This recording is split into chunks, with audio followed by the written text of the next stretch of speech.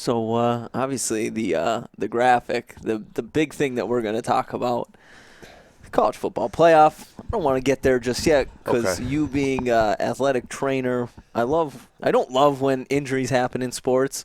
Right. But I enjoy getting your take on it because, you kind of take a deep dive and you let – usually it's two of us, dunces in terms of when it comes to that stuff, like who don't know what's going on, us normal people who aren't in that world, kind of give us an idea of what's going on. It's only me today, but the people out there that might be listening. Yeah.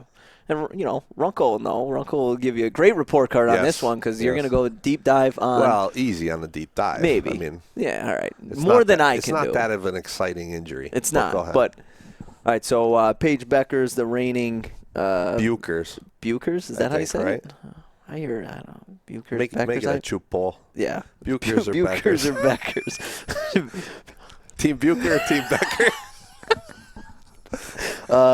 The reigning women's NCAA Player of the Year, she left the game the other day with, what was the injury? I can't. Tibial plateau fracture. Yeah, and so she's going to be out for 2 months. I asked you about it yesterday because I saw the video.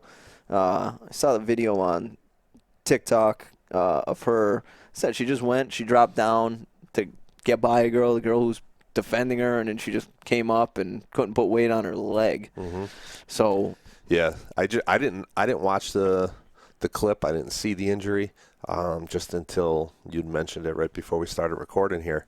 And the little clip I saw on YouTube was the replay from the FS1 broadcast that the game was on. And initially looked like it was more of a hyperextension injury there of her knee. I think that's what Gino said after the game. He's like, it looks like she just hyperextended. Hopefully nothing serious. She'll get an MRI. And then. Yeah. Yeah, I mean, the tibial plateau fracture, sometimes when you first said it to me that's what it came out as today in the news, a lot of times that could be, it could have been an ACL because of, depending on, again, there's a variety of ways you could fracture your tibial plateau. Well, what is the tibial plateau? Tibial plateau, your tibia is the shin bone, right? So that shin bone comes all the way up, and that's the bottom part of your knee. So your ACL is attached into the middle. If we're looking down, an aerial view of your knee, into that tibial plateau. So you have almost like the table of your knee. So it's like closer to like is that like the specific fracture? Is it it's a specific spot on her? Not necessarily. Not necessarily because because it's basically lumped in as long as the fracture involves the tibial plateau. It's a tibial plateau fracture. Okay. So you could have I had years ago when I was at West, I had a kid that fractured his through, but it was a growth plate along the tibia, and basically resected the anterior part of the tibia, the front part of your tibia, up towards his kneecap, and basically would have been an ACL had he skeletally matured, and that growth plate was fused. Okay. So if that was fused, the only thing that would have given at that point would have been the ACL. Okay. So it kind of saved them. So when you first said that, in terms of a tibial plateau fracture, I kind of was thinking maybe that's what happened with Paige. But looking at that clip of being that type of a hyperextension injury, it kind of it seems to be more of like a crushing type fracture. So when you extend the knee that forcefully, you'll get the bottom part of that femur to smash down onto that tibial plateau, and end up either cracking it, denting it. Essentially, could be termed a fracture as well. So is that fracture only going to happen? Right? You said it's like the two bones kind of. Is it because she's supremely athletic? Like, is it just like, does something like that happen to more athletically gifted people that are able to generate more force?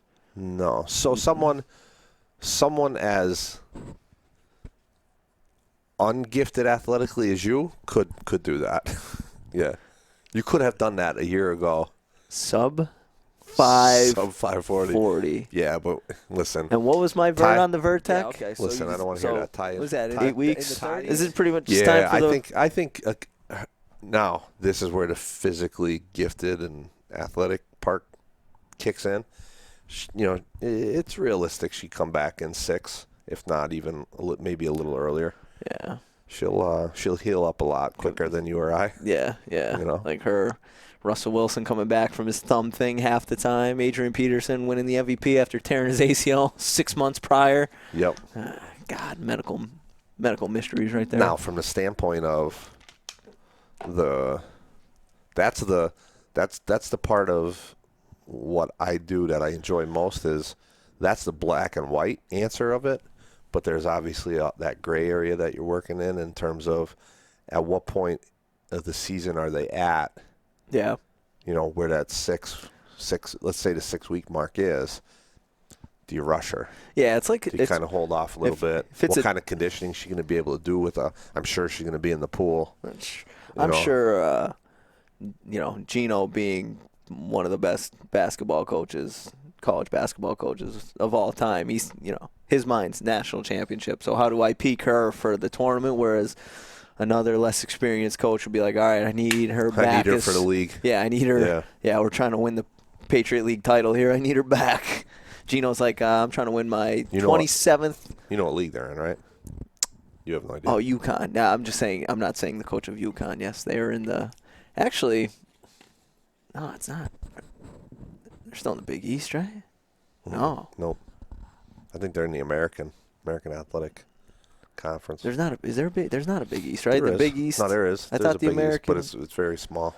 Yeah, it's not big anymore. Not big. It's just the East. A little East. Yeah, it's just okay. East. So she'll be back, I imagine. He's gonna make sure that she's 100, ready to. Yeah, if you have a kid like her, you stretch it out to that 8 weeks. Yeah, well, let's not be on. They're not hurting for talent. They got. Correct. Yeah, I mean they have one of our local own that potentially could go there. Go and take her spot. Not take her spot, but go join her. Right. That'd be interesting. Gino, big Dunmore guy. He was here a couple months ago. I'll be honest. I'd like to take a couple rides up there if that happens. If she decides to go there. Yeah. Watch a couple women's games up there.